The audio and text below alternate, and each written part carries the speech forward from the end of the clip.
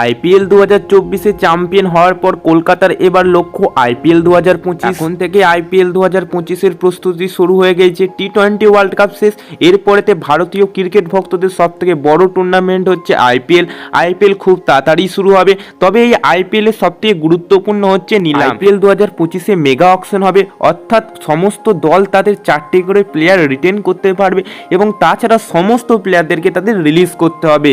এটা কিন্তু খুবই চাপের। কলকাতার একটা চ্যাম্পিয়ন দল, তারা কখনোই চাইতো না এই দলকে ভেঙে নতুন করে দল গড়ার। তো কলকাতার কাছে একটা কঠিন চ্যালেঞ্জ, কোন প্লেয়ারকে ছেড়ে কোন প্লেয়ারকে রিলিজ করবে। অন্যদিকে কিন্তু আইপিএল এর অকশনের আগেই কিন্তু ট্রেড করে প্লেয়ার কিনা যায়। হ্যাঁ বস, ট্রেড করে, অর্থাৎ এক টিম থেকে অন্য টিমে কিন্তু আসা যায় টাকার বিনিময়েতে।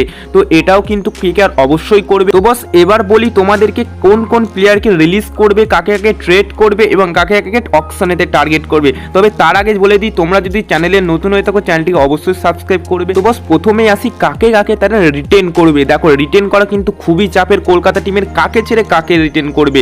তো সবার প্রথমে যদি বলি 4টে দলকে, তার আগে তোমাদের বলে রাখি 3 জনকে কনফার্ম রিটেন করবে এবং একজনকে নিয়ে একটু সমস্যা আছে, সেটা আলোচনা করার পরই কিন্তু তাকে রিটেন করা হবে। এবং 4টে প্লেয়ারের মধ্যে 3টে প্লেয়ার, অর্থাৎ প্রথমে আন্দ্রে রাসেল, 2 নম্বরে সুনীল নারে এবং 3 নম্বরে রিঙ্কু সিং, এই 3 জনকে কনফার্ম তারা রিটেন করছে এবং একজনকে আলোচনা করার এই হচ্ছে যে রিটেন লিস্ট। এরপরেতে আসি কাকে কাকে ট্রেড করতে পারবে। দেখো ট্রেড করতে পারবে রোহিত শর্মা, ক্রাগিসর রাবাডা এবং কুনাল পান্ডে। হ্যাঁ, এই 3 জনকে কিন্তু ট্রেড করার সম্ভাবনা সবথেকে প্রবল কেকেআর এর পক্ষে। এই 3 জনকে অবশ্যই তারা ট্রেড করবে অকশনের আগেতেই।